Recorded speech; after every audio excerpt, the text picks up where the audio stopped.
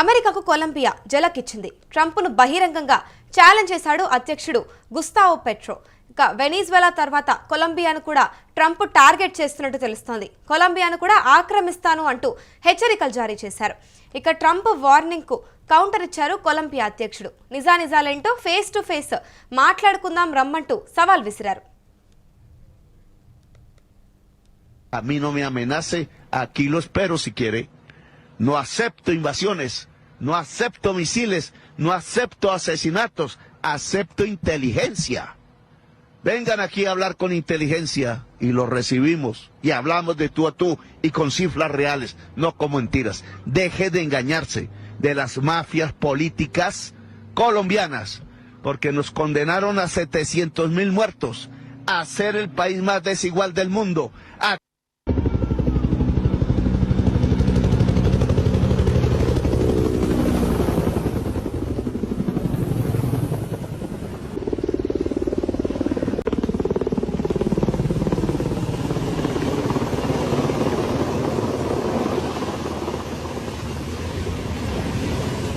a mí no me amenace. ఇదే అంశంపై పూర్తి డీటెయిల్స్ మా ప్రతినిధి వెంకట్ అడిగి తెలుసుకుందాం.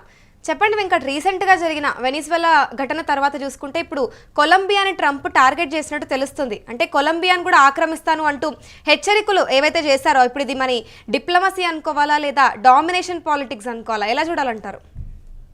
అంటే డొనాల్డ్ ట్రంప్ అంటే లాటిన్ అమెరికా విషయంలో ముందు నుంచి కూడా అమెరికా అనుసరిస్తున్న వైఖరికి ఇది ఖచ్చితంగా నిదర్శనం అని చెప్పుకోవాలంటే అధ్యక్షులు మారినప్పటికీ కూడా అమెరికా కార్పొరేట్ వ్యవస్థ ఆలోచన విధానం అనేది మారలేదు అనే విషయం అయితే మరోసారి స్పష్టమైంది. అంటే కొలంబియాలో ఎక్కువగా సహజ వనరులను ముందు నుంచి కూడా దోపిడీ చేస్తూనే వచ్చారు. అందుకనే క్యూబా విషయంలో కానీ లేదా ఇతర దేశాల విషయంలో కానీ కొంత వాళ్ళు పట్టుదలగా వ్యవహరించిన ఫిడెల్ కాస్ట్రో కానీ లేదంటే చెగువేరా వంటి వాళ్ళు ఇలా అమెరికా నుంచి అంటే సామ్రాజ్యవాదం నుంచి లాటిన్ అమెరికాను బయటికి తీసుకురావాలని వాళ్ళు ముందు నుంచి కూడా ప్రయత్నాలు చేస్తూనే వచ్చారు.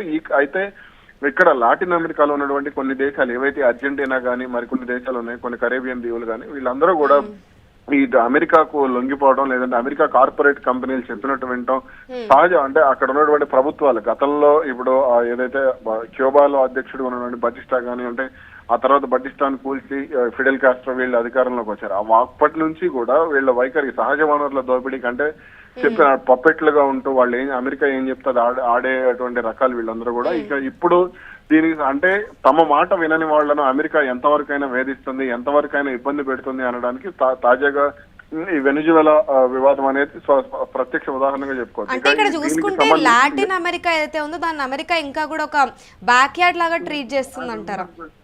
ఖచ్చితంగా వాళ్ళకి ఏదైతే ఇప్పుడు సహజ వనరులు ఇప్పుడు వెనిజులా విషయంలో వాళ్ళు ఎందుకు పెట్టారో అసలు నోబెల్ శాంతి బహుమతి ట్రంప్ రావాల్సింది. దానికి సంబంధించి పాకిస్తాన్ లాంటి ఈ చిన్న చిన్న పిల్లలు వీళ్ళు ఎవరైతే ఉన్నారో వీళ్ళందరూ కూడా కొంత సపోర్ట్ చేస్తూ వచ్చారు. దానికి ట్రంప్ కొంత ఎలివేషన్ ఇస్తూ వచ్చారు.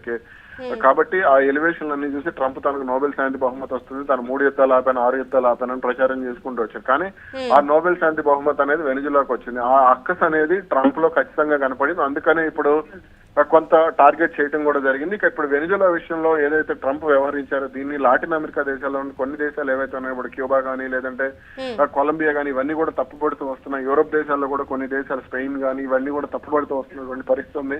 ఇక ఇప్పుడు కొలంబియా నేరుగా విమర్శలకు దిగడం జరిగిందనమాట. అంటే కొలంబియా అధ్యక్షుడు గుస్తావో పెట్రో మాట్లాడుతూ కొంత అంటే ట్రంప్ కనుక తన మీద దాడి చేయాలనుకుంటే తాను ఏం చేయడానికైనా సిద్ధంగా ఉన్నానంటూ కూడా వార్నింగ్ ఇచ్చారు. అయితే ట్రంప్ కూడా కొంత అంటే వెనిజులా దాడి తర్వాత ట్రంప్ మీడియాతో మాట్లాడుతూ కొలంబియా కూడా చాలా సిక్ కంట్రీ, అక్కడ ఉన్నటువంటి నాయకుడు కొకైన్ తయారు చేసి అమెరికాకు విక్రయించడానికి ఇష్టపడేవాడు, అతనికి ఇంకా ఎక్కువ కాలం అలా చేయలేడు అంటూ కూడా మాట్లాడారు. అదేవిధంగా అతను అక్కడ ఏదైతే కొలంబియాలో అతనికి కొకైన్ మిల్ ఉంది, ఫ్యాక్టరీలు ఉన్నాయి, అమెరికాకు డ్రగ్స్ పంపిస్తున్నాడు కాబట్టి అతను జాగ్రత్తగా ఉండాలంటూ కూడా ట్రంప్ వార్నింగ్ ఇచ్చారు. అలాగే కొలంబియా కూడా వెనిజులా లాంటి మిలిటరీ ఆపరేషన్ చేస్తారా అని అక్కడ రిపోర్టర్లు అడిగినప్పుడు కూడా అతను కొంత అంటే ఈ దాని ఏమంటారు కొంత యానిమలిస్టిక్ మైండ్ సెట్ తో ఇట్ సౌండ్స్ గుడ్ అంటూ కూడా సమాధానం ఇచ్చాడు. కాబట్టి అంటే దాడి చేస్తాను అనే ఒక వైఖరిని కూడా బయట పెట్టడం జరిగింది.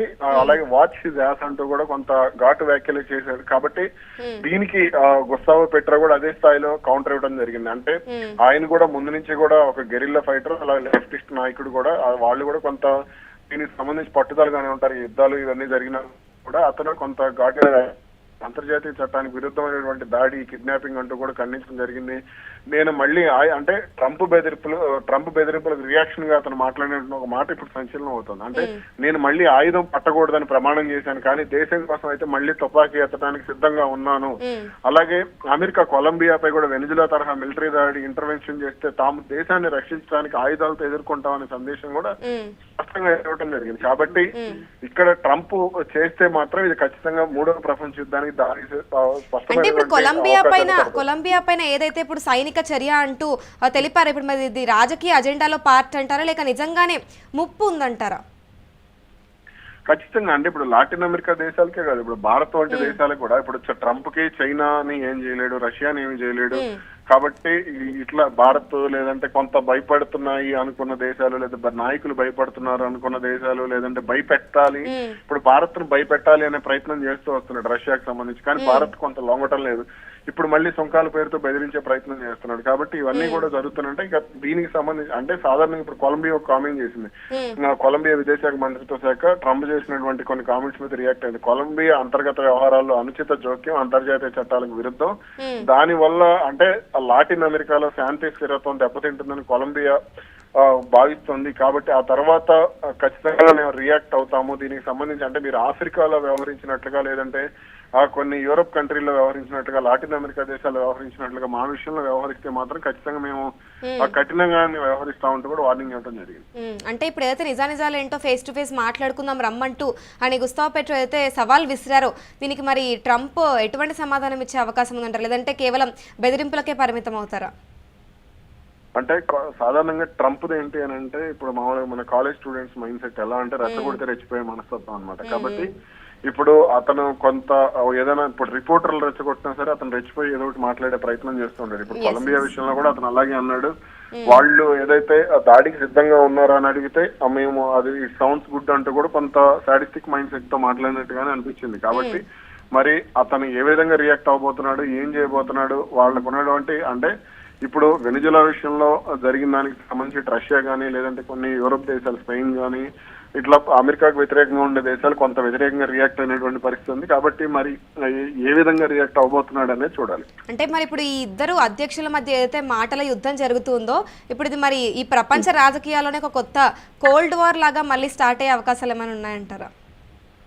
ఖచ్చితంగా కోల్డ్ వార్ కాదు, డైరెక్ట్ వార్ గానే ఉంటుంది. కాబట్టి ఖచ్చితంగా ఇటు అప్పుడు దీనికి సంబంధించి చైనా, రష్యా, లేదంటే ఇప్పుడు భారత్ కొంత జోక్యం చేసుకునే అవకాశం లేదు. ఎందుకంటే భారత్ కు కొన్ని లిమిటేషన్స్ ఉన్నాయి కాబట్టి భారత్ పెద్దగా స్పందించకపోవచ్చు. కానీ ఇప్పుడు యూరోప్ లోని కొన్ని దేశాలు ఉన్నాయి, ఇప్పుడు బ్రెజిల్ కానీ, లేదంటే ఇలా కొన్ని జర్మనీ కానీ, వీళ్ళు కూడా కొంత గట్టిగానే రియాక్ట్ అయ్యే అవకాశాలు కూడా ఉండవచ్చు. కాబట్టి ఇప్పటికే అంటే కొన్ని తన మాట వినటువంటి దేశాలను మూడో ప్రపంచ దేశాలుగా అతను అభివర్ణిస్తూ వస్తున్నాడు. కాబట్టి ఖచ్చితంగా వీళ్ళు కూడా అతని విషయంలో గట్టిగానే రియాక్ట్ అయ్యే అవకాశాలు కనబడుతున్నాయి. Right, thank you Venkat. చూసుకుంటే అమెరికాకు జలకిచ్చింది కొలంబియా. ట్రంప్ను బహిరంగంగా ఛాలెంజ్ చేశారు అధ్యక్షుడు గుస్తావో పెట్రో. వెనిజులా తర్వాత కొలంబియాను ట్రంప్ టార్గెట్ చేశారు. కొలంబియాను కూడా ఆక్రమిస్తాను అంటూ హెచ్చరికలు జారీ చేశారు. ట్రంప్ వార్నింగ్ కు ఇటు కొలంబియా అధ్యక్షుడు కౌంటర్ ఇచ్చారు. నిజానిజాలేంటో ఫేస్ టు ఫేస్ మాట్లాడుకుందాము రమ్మంటూ కూడా సవాల్ విసిరారు. ఇదే అంశంపై ఇటు యూరోప్లోని కొన్ని దేశాలు అయి ఉండొచ్చు, ఇటు ఇండియా కూడా దీనిపై జోక్యం చేసుకొని కొంతవరకు రియాక్ట్ అయ్యే అవకాశాలు కూడా కనిపిస్తున్నాయి. ఇక ఈ ఇద్దరు అధ్యక్షుల మధ్య మాటల యుద్ధమే కొనసాగుతుందని చెప్పాలి.